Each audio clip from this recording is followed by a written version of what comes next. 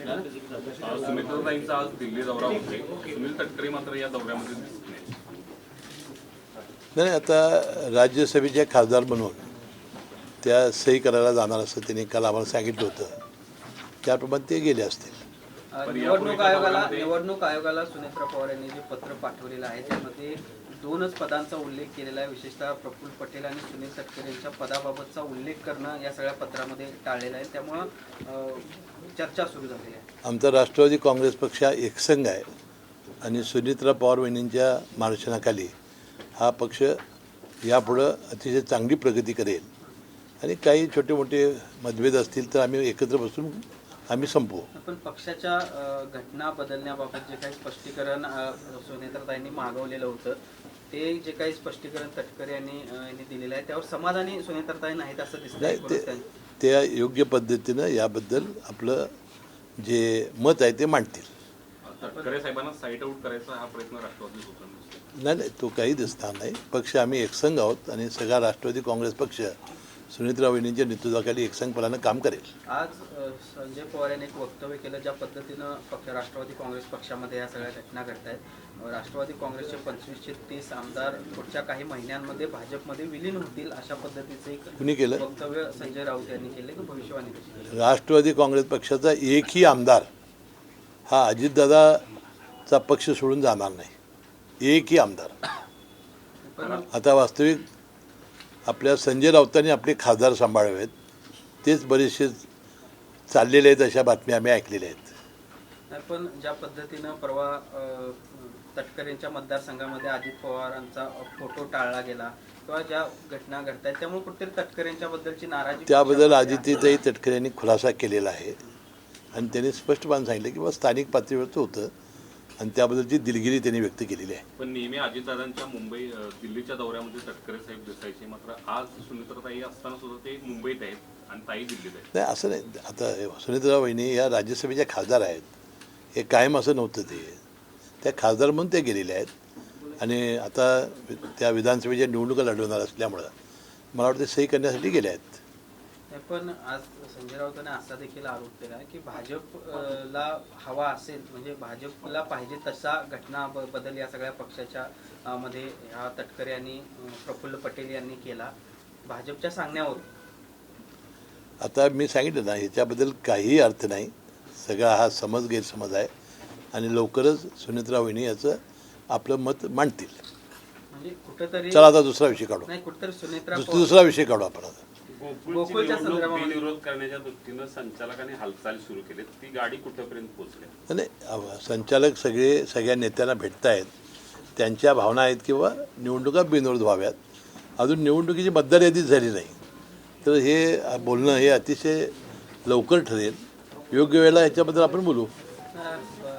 गोकुळच्या ज्या काही नवीन संस्था झालेल्या आहेत त्यांच्या काही संस्थांच्या बद्दल तक्रारी दाखल झाल्या होत्या, त्यानुसार चौकशी समिती देखील नेमली गेलेली आहे. काय याबद्दल? नाही, चौकशी समितीनं नेमणं, त्याची चौकशी होणं हा एक नित्याचा भाग आहे. त्यामुळं ज्या नवीन सोसायटी आहेत त्याबद्दल योग्य ते आता आज उच्च न्यायालयात तारीख आहे. मला वाटतं लवकरात लवकर उच्च न्यायालय याबद्दलचे दोन्ही सुनावण्या घेऊन योग्य तो निर्णय देतील याची मला खात्री आहे. पण या संस्थांचे सभासद नोंदणी नियमबाह्यपणे झाली अशा पद्धतीने एका बाजूलाही तक्रार असताना विरोधी गटाच्या संचालिका देखील त्यावरून जे नियमबाह्य असतील ते बाहेर जातील, जे नियमात असतील ते मतदान करतील. पण ज्या अधिकाऱ्यांच्याकडे चौकशी आणि या सगळ्या गोष्टी आहेत त्यांची एका रात्री त्या ठिकाणाहून दुसरा अधिकारी नियुक्त केला जातो, तो शासनाच्या मुख्यमंत्र्यांचा हस्तक्षेप आहे का अशा चर्चा सुरू झाल्या. नाही, तो असला तर मुख्यमंत्री हे राज्याचे शेवटचे हे आहेत.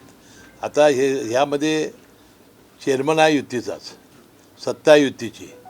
त्यामुळं मुख्यमंत्री महोदय यामध्ये काय करणार नाही असते याची खात्री आहे आम्हाला.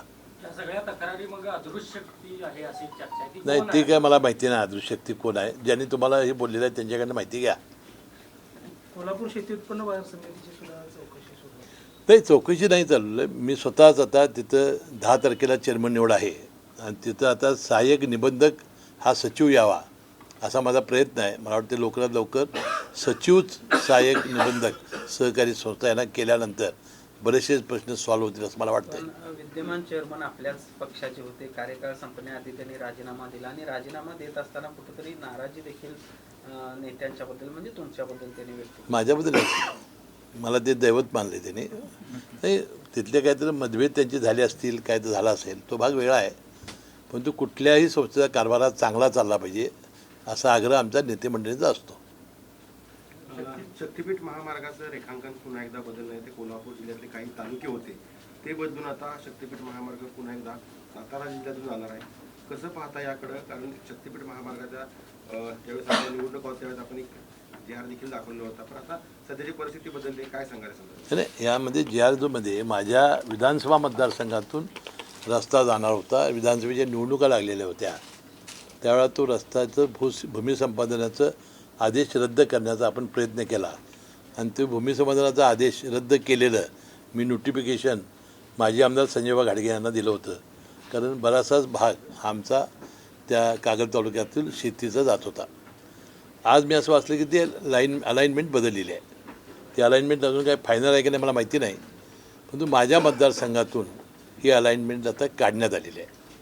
आता राहिला जिल्ह्याच्या बागायती पिकातून गेलेल्या रस्त्याबद्दल त्याची माहिती मी अजून घ्यायची आहे. करवीर, पन्हाळा, शाहूवाडी याचा समावेश असल्याचं बोललं जातं. हे खरंच आहे? तुमच्याकडे अशी माहिती आली आहे? नाही, आज सगळ्या प्रसिद्ध माध्यमामध्ये आलेलं आहे की अशी अलाइनमेंट झालेली आहे. अजून काय माझ्यापर्यंत ती माहिती आलेली नाही. JR सुद्धा निघाला अलाइनमेंटची. आता तिथल्या शेतकऱ्यांची काय मागणी आहे? आता चंदगडच्या विधानसभेच्या आमदारांनी सांगितलं की आमच्या चंदगडला पाहिजे आहे, अशी काय मागणी आहे विधानसभेच्या तिथल्या सदस्यांची, जनतेची? ते आता अलाइनमेंट झाल्यानंतरच लक्षात येईल आपल्याला. आता बदललेल्या अलाइनमेंटला तुम्ही समर्थन करताय की विरोध करताय? आणि मी असं कुठं म्हटलं? आम्ही आमच्या मतदारसंघातून ते नसावं असा लोकप्रतिनिधी माझा प्रयत्न होता. पण जे बदललेल्या अलाइनमेंट मध्ये ज्या तालुक्यात नाही गेले तिथल्याही काही शेतकऱ्यांचा विरोध आहे. मग आपण आता विरोध असेल तर त्यांनी तो करावा ना. आता माझा लोकप्रतिनिधी म्हणून माझ्या मतदारसंघाची जबाबदारी होती ती पार पाडलेली आहे. आता जिल्ह्याचा नेता म्हणून आता जेव्हा हे शेतकरी भेटतील आणि फार मोठं नुकसान होणार असेल तर आम्ही मुख्यमंत्री महोदयांना भेटू. पण चंदगडच्या आमदारांना वाटते की चंदगडमध्ये हेलिकॉप्टरचा कारखाना यायला पाहिजे, रेल्वेचा कारखाना यायला पाहिजे, शक्तीपीठ तिथून जायला पाहिजे. मग तिथला विकास जास्त होणार आणि इकडे कमी होणार असं वाटतं? नाही, तसं नाही. त्यांची मागणी आहे, त्यांनी तो रस्ता तिकडं करावा अशी मुख्यमंत्र्यांकडून मला वाटतं चंदगडला तो रस्ता नेलेला आहे. साहेब, नरहरी झिरवळच्या संदर्भातली बैठक झाली, त्या बैठकीला आपण उपस्थित होतो. काय पक्षाची भूमिका मी त्या बैठकीला हजर नव्हतो. मुख्यमंत्री महोदयांनी ज्यावेळा स्पष्टीकरण दिलं त्याला मी उपस्थित होतो. मुख्यमंत्री महोदय असं म्हणाले की झिरवळ साहेबांनी मला फोन केला होता, 3-4 व्हिडिओचं एकत्रीकरण करून तोडून मोडून हे दाखवण्यात आलेलं आहे. तर त्यावेळेला मुख्यमंत्री म्हणाले की याची सत्यता आम्ही तपासून बघू.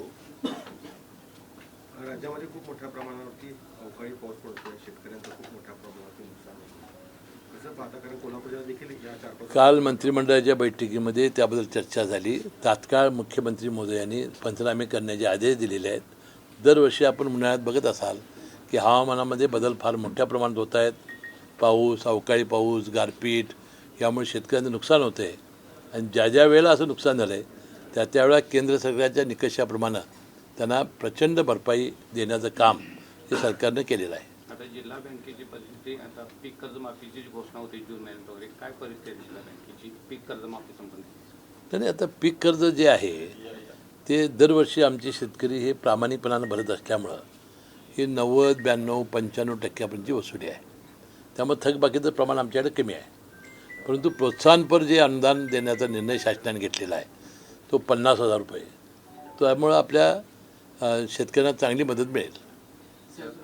जिल्ह्यामध्ये जे आता गर्भलिंग निदानचं जे रॅकेट होतं गेल्या आठवड्यात ते उद्ध्वस्त झालं, काय कोल्हापूर जिल्ह्याकडे आपल्या सगळ्या गोष्टी माहिती आहेत, अधिक अशा पद्धतीने होऊ नये यासाठी काय तुम्ही आता पुढे? नाही, आता काय याच्यामध्ये प्रबोधन हा सगळ्यात मार्ग महत्त्वाचा आहे.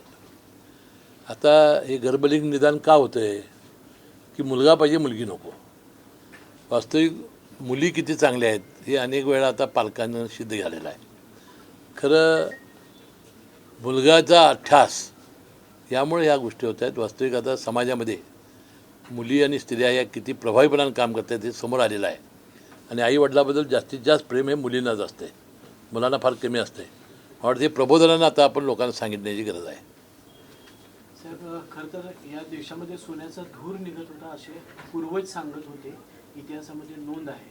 पण हा धूर इंग्रज आणि मुस्लिमांना बघवत नव्हता असं एक वेगळं स्टेटमेंट चंद्रकांत दादा पाटलांनी कन्हेरी मठावर केलं आहे.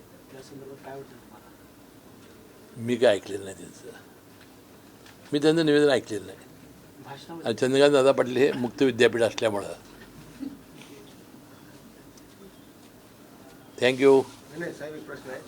राज्यामध्ये सध्या खरातांचं खूप मोठं प्रस्थ पाहायला मिळतंय.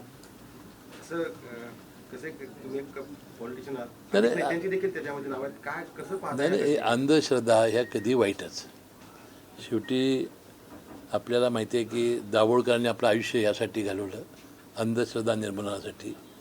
वास्तविक असं जर असतं तर मग फार जगात सोपं झालं असतं.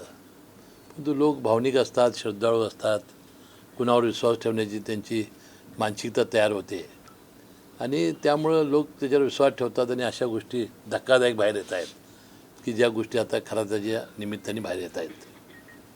लोकांनी विश्वास ठेवला असतं चाललं असतं, नेते मंडळी देखील विश्वास ठेवतात. शेवटी नेते मंडळी सुद्धा माणसंच आहेत ना.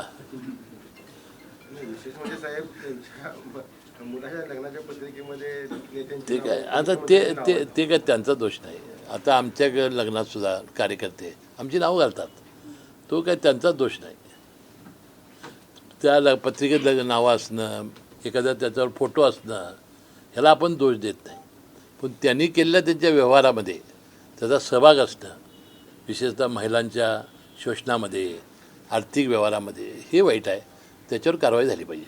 चाकणकरांच्या राजीनाम्यानंतर महिला आयोगाचा अध्यक्ष कोण होणार या संदर्भात? आता लवकरच आमच्या सुनेत्रा वहिनीपासून सगळ्या प्रमुख कार्यकर्त्यांना, नेते मंडळींचा विचार करून कोण चांगली महिला आहे ते ठरवतील. इतर पक्षांचे देखील नावं चर्चेत आहेत. नाही, राष्ट्रवादी काँग्रेस पक्षाची जागा आहे, त्यामुळे राष्ट्रवादी काँग्रेसचीच एखादी कर्तबगार महिला ही महिला आयोगाची अध्यक्ष होईल. तटकरेंचं चाकणकरांचं बोट का फुटलं या संदर्भात काही चर्चा आहे? नाही, विचारपूस तुम्ही केली का? त्यांनी तटकरे साहेबांनी खुलासा केला की बाबा माझं बोट कशामध्ये हे झालं होतं. वास्तविक अशा गोष्टी संबंध लावणं हे फार दुर्दैवी आहे. साहेब काय म्हणाल, दादा गेल्यापासून रोहित पवार ज्या पद्धतीनं राष्ट्रवादीवर टीका करतात, म्हणजे विशेष करून पटेल आणि तटकरे साहेबांच्यावरून, त्यांना कोण काय उत्तर देत नाही. काल सूरज चव्हाण आमचे तरुण युवकांचे अध्यक्ष यांनी काल त्याच्याबद्दलचा स्पष्टीकरण दिलेलं आहे आणि हे कसं चालू आहे हे त्याचं सविस्तरपणानं त्यांनी पत्रकार परिषद करून सांगितलेलं आहे. पार्थ पवार आणि एकूणच दोघे भाऊ एकदम शांत आहे, याच्यावर सुद्धा सध्या राजकारण चालू आहे की पवार कुटुंबियांकडून काय बोललं जात नाही. नाही, बोलतील ना. आता बघा 2 तर महिने झाले जाऊन आणि इतका मोठा धक्का होता, सावरायला सुद्धा थोडा वेळ लागेल. एका बाजूला बारामतीची पोटनिवडणूक बिनविरोध होण्यासाठी प्रयत्न करत असताना काही नेते मंडळी मात्र ही बिनविरोध होणार नाही अशा पद्धतीची वक्तव्य करतायत. विशेषतः हाके किंवा अन्य मंडळी निवडणूक लढवण्यावर ठाम दिसत आहेत. नाही, आमची अजूनही विनंती आहे की एखादा नेता ज्यावेळी जातो त्यावेळेला ज्या पोटनिवडणुका होतात त्यावेळेला बिनविरोध करण्याची प्रथा अनेक वर्षापासून आपल्या महाराष्ट्रामध्ये आहे. म्हणजे त्या पद्धतीने सगळ्यांनी सहकार्य करून ही निवडणूक बिनविरोध करावी अशी माझी विनंती आहे. एकनाथ शिंदे साहेब जे काही ऑपरेशन तुतारे ऑपरेशन टायगर करत आहेत, त्यांना ते ऑपरेशन सगळं थांबवलेलं आहे. त्यांना सांगितले शरद पवार जे गटातले येतात ते इकडं आणा, भाजपकडे पाठवू नका. ते काय ते मला काही माहिती नाही. ते एकनाथ शिंदे साहेबांना किंवा त्यांच्या लोकांना विचारलं पाहिजे, मला काय माहिती असतं. काय थँक्यू.